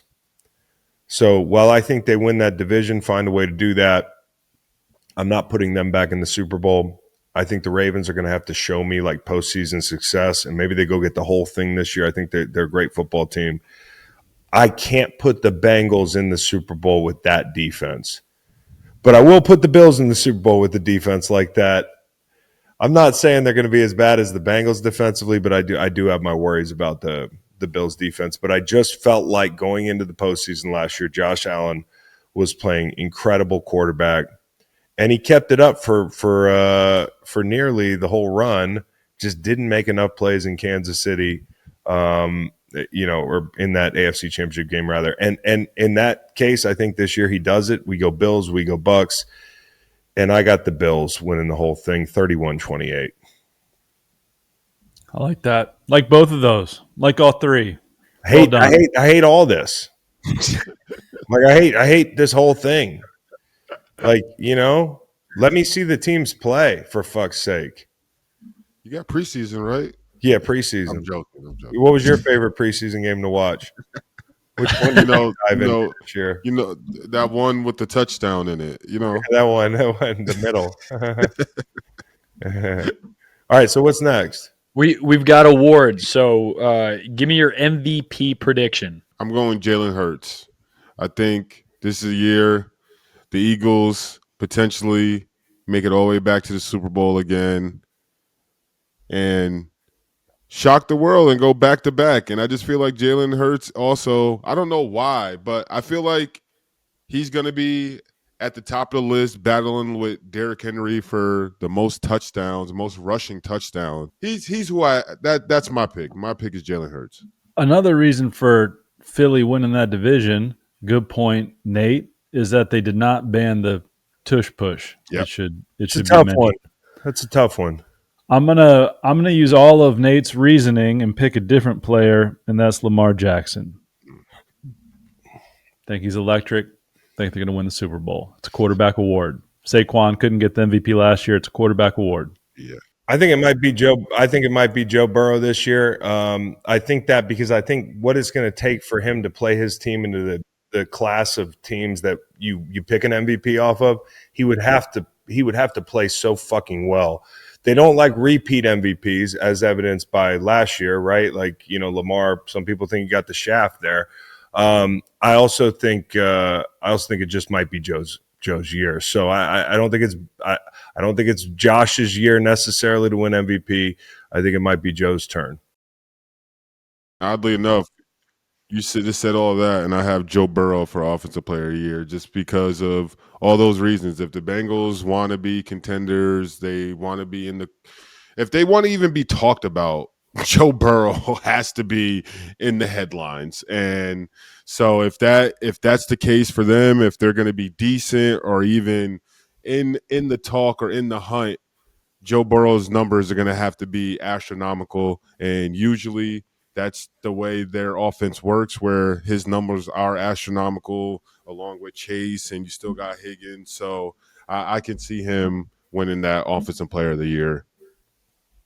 I'm going with a wide receiver who had 1,300 yards in 15 games 2 years ago, 1,000 yards in 12 games last year. It's Nico Collins for the division-winning Houston Texans. I think they're going to win a lot of games. Nate's brother Nico, Offensive Player of the Year.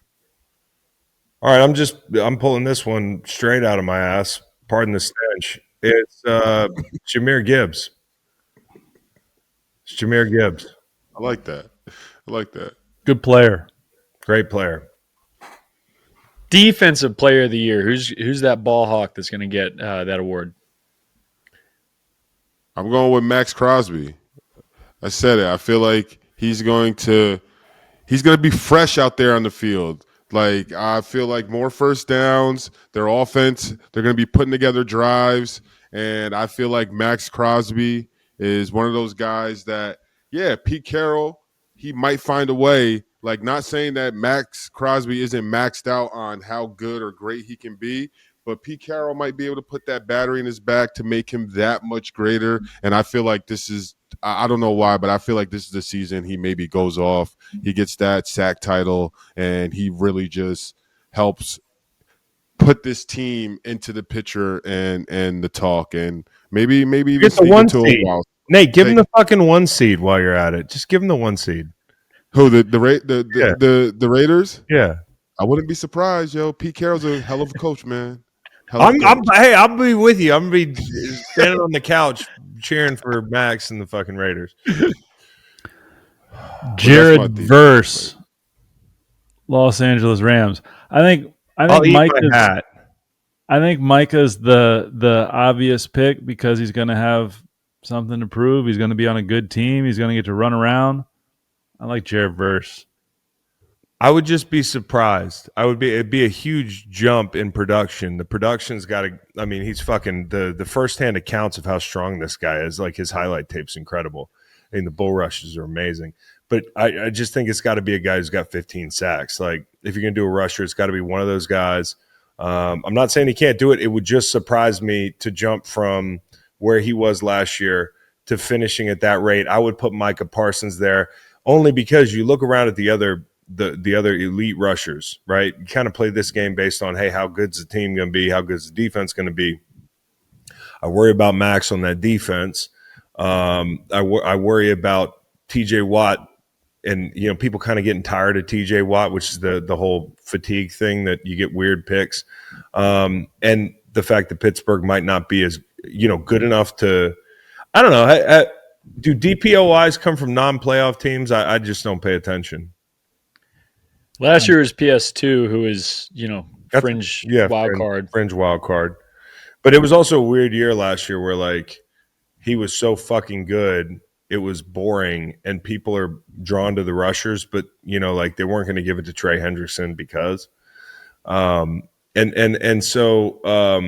I would say it's Micah because I think the team's going to be winning a lot. I think Myles Garrett's going to be fucking balling in obscurity, so they'll never give it to a guy on the Browns defense this year. Hey, yo, one linebacker since 2012 has won it. The year was 2018.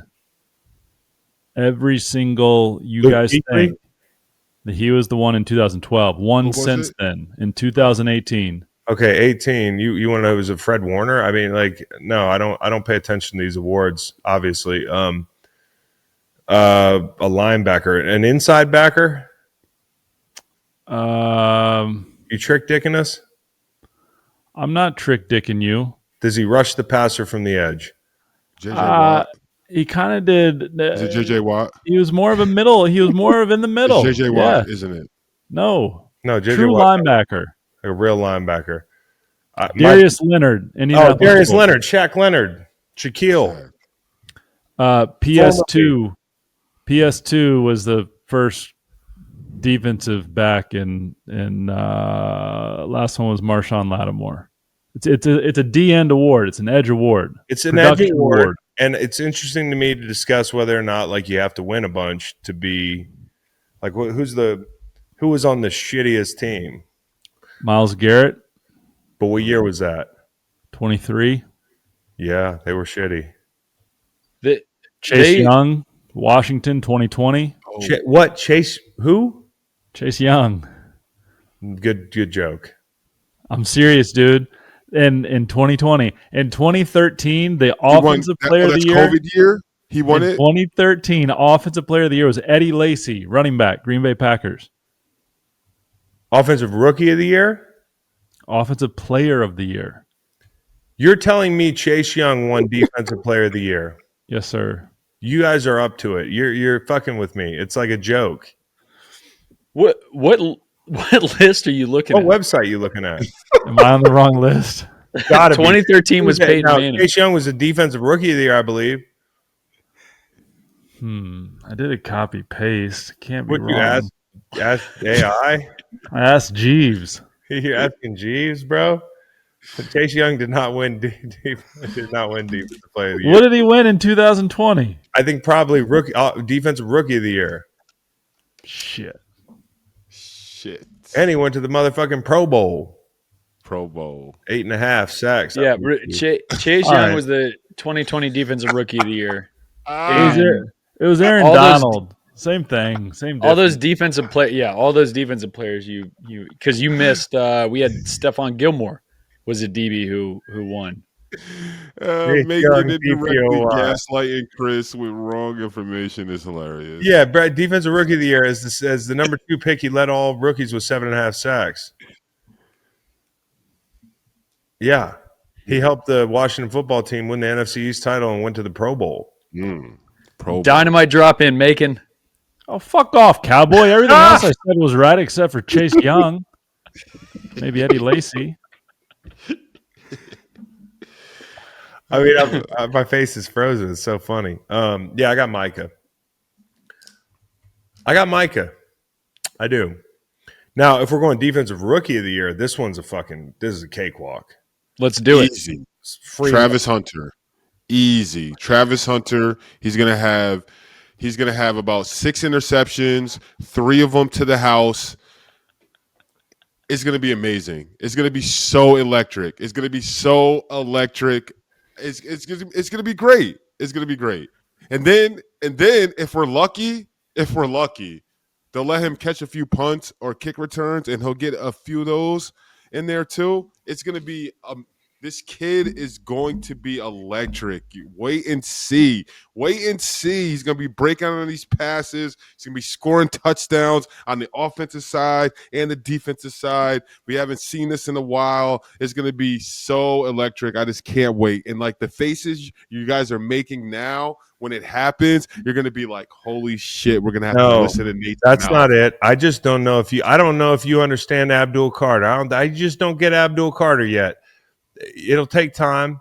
Just give it a couple months. The guy who got pancaked, that was going viral for getting pancaked in preseason. Oh, you're looking at viral moments. Oh, you just. I was just making sure. Moments. I'm just making sure. I'm just now. One thing I can say. Yeah. Listen. I love his signature. I love the @ signature. Everyone's upset that he has something that is.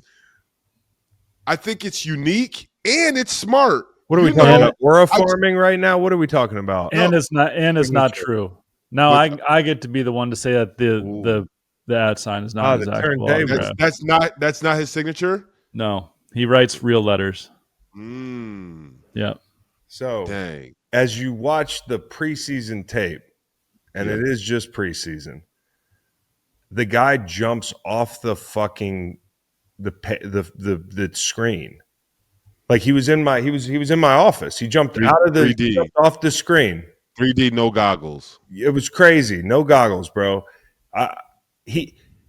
Abdul Carter is when he's down the middle of somebody, he's on their edge.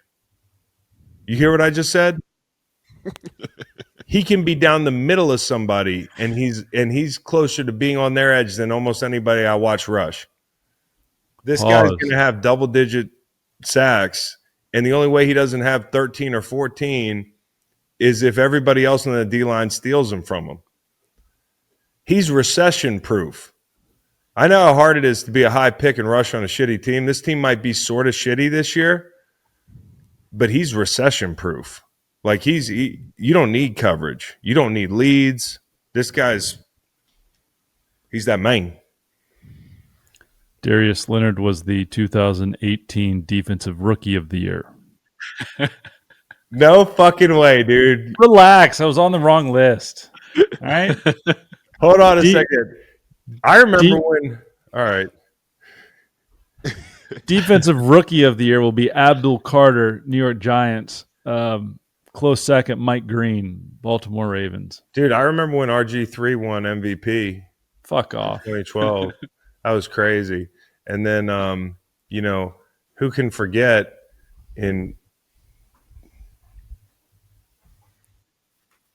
Not so easy, is it? Kyler Murray when he won the MVP in 2019? That was crazy. That was crazy. Crazy year. I mean, D'Amico Ryans won DPOY in 06. That was fucking. Offensive Rookie of the Year. Offensive Rookie of the Year is going to be Cam Ward. That's the idea I get. I'm going with Travion. It is exciting seeing him in the preseason. First time he touches the ball was 100 yards to the crib, to the house. So yeah, like we're saying, this is all up in the air, and especially picking rookies. It's funny. We're doing this for picking rookies, and it's just like, who knows how well they're going to do. Who knows about any of this, dude? Who knows? I don't get, gives a shit, really, Nate. Let's get the games. Let's start the games, Vegas knows, maybe. Vegas knows. Defensive Rookie of the Year, we got Offensive Rookie of the Year. How about Protector of the Year? I'm going Lane Johnson. I found the website vegasinsider.com/NFL/odds/player of the year. Shitty source. It's still crazy that Eddie Lacy won Offensive Rookie of the Year. No, I noticed you didn't ask for mine. Emeka Egbuka, Tampa Bay wide he's receiver. going to be fantastic. I'll go. Well, I was afraid you were going to say Drew Brees or something. Protector Jordan Mailata, Philadelphia. I'm going with Penei Sewell, Detroit Lions. He's a big, wide-shouldered guy. I mean, we met him in Detroit. He could legit be a protector. You know what I'm saying? Like, give that motherfucker an earpiece and a leather jacket. Stand outside the nightclub when he would fucking move some people Protectors. around. Shout out to Israel Adonijah. He has his own comic You work at book. a nightclub? He has his own comic book series called The Protectors. Oh, nice. Israel Adonijah was a lot of fun to watch. He was a Man. fucking bull Russian dude. He's an amazing teammate. Amazing teammate. Great guy. Great guy. Number 71, Chicago Bears. Mm-hmm. He ended up on the opponent tape a lot. It's back in my heyday. Who are your comeback player of the year and coach of the year? Oh, comeback player of the year, Danny Dimes. For me, only because that's so juicy. He's 8th in the running. Everybody's going to have the money on Aiden Hutchinson, and probably if he has like 8 sacks, he'll probably get it. But because that was a gruesome injury, and he's a hell of a player. But I think Danny Dimes, if they win 8-9 games, which I think they have a chance to do, 6 to 8 games, Danny Dimes could be a feel-good story. And what would be funnier than everybody having to cope with Daniel Jones winning an award this year? People hate the guy. Yeah. Not his new teammates, apparently. Steichen saying everybody voted for captains. You voted for Daniel Jones? According to Zaire Franklin, that's not the case, eh? I think he's lying. Me I too. think Shane is lying. I think coaches do lie sometimes about who. Hell yeah. Betterment of the team. It's the betterment of the team because maybe now other guys in their head that know, like, yo, I didn't vote for him for captain. If they feel like all the other guys be like, all right, maybe he's right. Like, but at the devil's advocate, at the same time, this is all baseless speculation. True. Very true. Aiden Hutchinson is my answer. Hutch is my answer also. Okay. Coach of the year. Vrabel, because my New England Patriots Super Bowl pick rides on it. Oh yeah, if they go to the Super Bowl, you better put this bet in. Seriously. All right. I'm going to do it. I was thinking about LaFleur, and I was thinking about who else was I thinking about? I have it written down here on my little notepad that Liam Cohen. Well, no, I not for me because I don't have them going as far as you possibly do. But I'll just say this: I think Todd Bowles, if the Bucs go where I think they're going, Stanford Steve's shout out Steve take is going to be realized eventually, and I think it might be Todd Bowles' season. It also, to be fair, I think LaFleur is a fantastic coach, and I think if Green Bay wins all those games, you're going to be looking at a possible Green Bay deal where, Green Bay, who wins 12 or 13 games in this alternate reality, I think LaFleur might win it. So I guess let me give you Todd Bowles just for the fuck of it. Nobody is going to look back at these. Runner-up Dave Canales, big winner Sean Payton, dethrones Kansas City. That's another one. I got just a quick. We decided we have fun with something at the end of the show here. I gave you guys two categories. Okay, jobs you would do for free in the NFL this year, and also guys you're rooting for. All right, now, in the interest of not making it too feel good, we're taking DeMar Hamlin off the board. I am rooting for DeMar Hamlin, but I was rooting for him last year. See what I'm saying? Like, yes, we're all rooting for Mark Andrews, but who are the guys that you're really rooting for that people aren't thinking about? I got one. Willie Lampkin. Oh, yeah. You know why? Because Willie Lampkin, to me, is a guy that shows that owners, NFL, like the business side of things, it gets in the way of keeping a great player. And this is a guy, preseason, we say it doesn't really count for much, but As a rookie, he had the best graded offensive lineman snaps throughout the entire preseason. Ends up getting tweaked. The Rams feel like they could put him on the waiver wire. They think, hey, the way we do this in the NFL, you don't claim guys off the waiver wire. You kind of let us deal with them. We'll pay them. We'll grab them. And the Eagles said, no, this kid is fucking good. Yeah. This kid is good. So I'm rooting for him to do well, because if he does, just in the future for this whole waiver wire situation, it'll just be interested to see where maybe guys do get paid if they're injured to start off on the team, or if they got banged up in the preseason, and instead of getting buried and people don't really know, like, hey, I can still play. I'm a good player. Like, pick me up. Like, I can play. And kind of teams and organizations doing this little sneaky thing of trying to hide guys. I feel like if he ends up getting healthy and helping the Eagles win, I think this will be a situation that's talked about a lot. And also, I like the trickle down that people are calling the Eagles front office kind of snakish or backstabby for doing this type of thing, because all NFL owners kind of know the unwritten rule is we don't claim other teams' injured players off their wire. Why? I don't know, but I'm rooting for Willie Lampkin. No, I'm rooting for him too. He's only 5'11", and he wears no gloves. Love it. So that's a guy I want to succeed in the NFL. And he does a spin move as a blocking tactic as a smaller guy, which is very interesting to see. But I like Willie Lampkin. He's going to be at Stoutland U. They're going to think he's not like he's just not real tall, but I think he can play. Grubbs, right? Grubbs was a guy who, like, he wasn't that, was he not that tall either? Grubbs. Maybe not that small, but Grubbs, yeah. Desmond Watson, how can you not root for this guy? I know he's not currently with team. The Tampa Bay Buccaneers cut.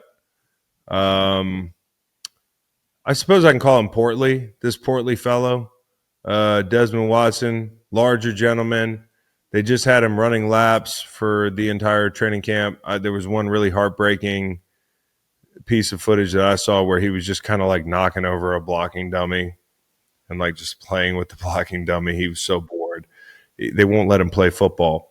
I am hoping that somebody picks up Desmond Watson and somehow he turns this thing around. Physically, obviously, he's got to get in shape to play, and then he gets a chance to play, because I've always had a soft spot in my heart for big people. That's something you guys might not know about me, is I just have a soft spot in my heart for big people, and Desmond Watson's certainly one of them. Yep. Fat guy. I'm rooting hard for a 26-year-old defensive end from Upper Marlboro, Maryland, 6'5", 264 pounds. His name's Chase Young, and I'm rooting for him to be the 2025 Defensive Player of the Year after all the hate thrown his way on this podcast, as if Chase Young were incapable of winning DPOY. New Orleans Saints, Chase Young is my guy for 25-26. Bro, every time he makes a play, you're going to text me. 22 career sacks. He might have 22 this year. Whoa, double the sack production. That would definitely do it. 100% the sacks. I'm also, obviously we're rooting for Bryce Young. We're rooting for, we mentioned Mark Andrews, Kyle Pitts. I've teased that coming into this show. I'm rooting for Jerry and Jones. Now, he's the corner for the Jacksonville Jaguars, your division-winning Jacksonville Jaguars, Nate. And he's the guy on the Madden cover.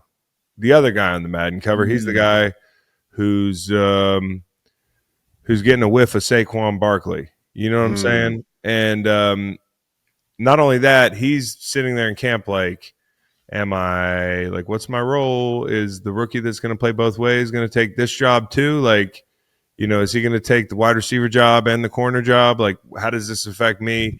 I think for this dude, he might not be a household name, and I might be actually doing more harm than good in calling him out, but I'm rooting for him to have a great year because that sucks because Saquon Barkley makes a lot of people look silly. It just so happened to be him in the most spectacular way.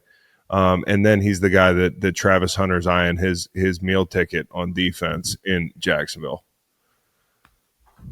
You know how hard the first day of school can be? Yeah.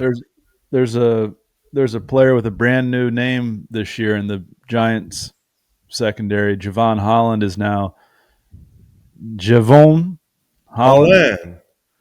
And shout out to Javon for putting the accent over the O, which, as discussed, is not a thing you can just do. But he's done it, and we wish him the best in this season. Hey, have a good season, Javon. Good luck out there. I fucking just inserted a tilde.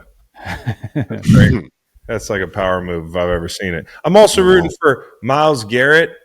We talked about how bad that football team's going to be, and the guy just signed a big deal and that sort of thing. I don't want him to lose his mind. I just hang in there. They're not going to waste your whole career. Eventually something's going to happen, starting to feel like Tom Hanks in Castaway a little bit. I'm rooting for who? Shador Sanders, because he has this sneaky little merch percentage deal with his jersey sales, and he's already generated $14 million for himself, supposedly, off of just his jersey sales. So, bro, just sit back.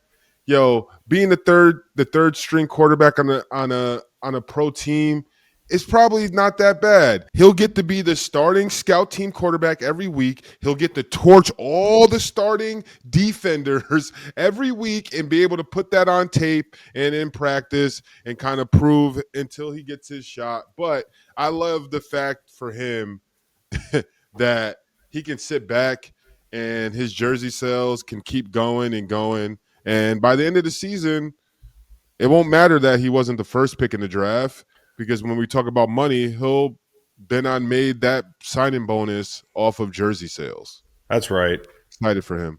Yeah, I'm excited for him too. Mekhi Becton was another guy I'm really rooting for. This is the last one. Mekhi Becton, for a guy that made his hay in Philly and proved all the doubters wrong and everybody said he was this and that, and he goes to Philly and plays great. Well, you know what people are going to say if you don't play well this year? It's going to be, oh, you weren't this, you weren't that. You were just playing next to Lane Johnson. You were at Stoutland University. And listen, it always helps to be on a good group, but it's his chance to really prove at stop 3 that he can play. And his season changed a great deal. Now he's playing next to Trey Pipkins instead of Joe Alt, because Joe Alt moved over to the left side. I am rooting for Mekhi Becton to have a great year and prove once again that he's not just a guy you can put out there, but a guy that can be a real strength on your offensive line. I'm a big Mekhi fan. Big ticket. Let's go, baby. Prove him wrong. Prove anybody doubting wrong. All right, and lastly, the jobs in the NFL that you would do for free this year. Well, just how history's set up, I don't think I would be working for free anywhere. You set a bad precedent. Yeah, that's a bad deal. It leads to undefined boundaries and lack of respect. I'm with you, Nate. No question. That's a really good one. It's a really good one. No, but I thought this was a hard question for me. I get it, and I think we had a good example, but I couldn't think of anything. Okay, Andre Patterson, Giants D-line coach. That guy's having a lot of fun. Carter, just do a little of this and just run by the motherfucker. Could be a lot of fun, after a few games, if not enough production, it probably could be really stressful. Oh, that shit can turn quick. And Mr. Patterson's given 4 decades to this league. I hope that this is his version of getting to the promised land, where it's hey, I've been working my whole life. Now I'm going to coach the best D-line ever, maybe. No, probably not the case, but Best D-line in the NFL this season. Whoa there. Whoa. Yeah, well, people on YouTube are real literal. No, that's what I'm saying. That's what they're going to be saying when you say. They'll be like, wait, whoa. Long calls the Giants defensive line the best defensive line ever. And remembers when Darius Leonard won DPOY. Okay, You'll never forget Eddie Lacy. No, Eddie Lacy chipped the fuck out of me. Oh, Roy. Okay, I'll stay in East Rutherford and pick Jameis Winston. I think if you were to set the over-under on high-pressure, high-stakes throws for Jameis this year, it's probably 4.5, and you take the under because either Russell is competent or he's not, and they move to Jackson Dart. So Jameis can be the locker room guy. Jameis can be Jameis. Jameis can be himself. He doesn't have to worry about ball. Collect those checks. Have fun. Have yourself some fun, Jameis. Eat some W's. I guess I can't collect checks if I'm being Jameis Winston for free.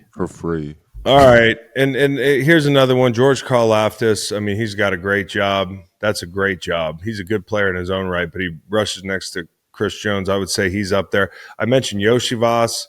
I mean, fuck, dude. I think I could go out there and catch a couple footballs in the stripes, dude, in Cincinnati. Being wide receiver number 3, getting a lot of red zone targets down there. Princeton educated cat, charismatic. Saw him in some interviews. Guy's having a good life. Okay, and then the other one is a D lineman for Denver for God's team. I brought this up last week, but to play D line for God's team it's like hitting the lotto, man. I think they're going to have a third guy go for double digits this year. I think it's going to be Benito, Allen, and possibly Cooper, all double digits. I'll go Washington Commanders photographers. Their specialists are Matt Gay and Tress Way. Okay. Well, I mean, people got a lot of mileage out of long cocks. No question. Gay way. But we didn't say where it was going. Gay. I mean, I think there's a lot of meat on that bone, so to speak. All right. Hope you all enjoyed that one. I'm sure some of y'all didn't so much. We will be back later in the week in Atlantic City. It's where the real fun begins. We'll be coming to you live from the Borgata BetMGM. We're going to be doing a live show, a live watch of the game. We're going to be doing our week 1 preview from Atlantic City. Enjoy that. Catch you then.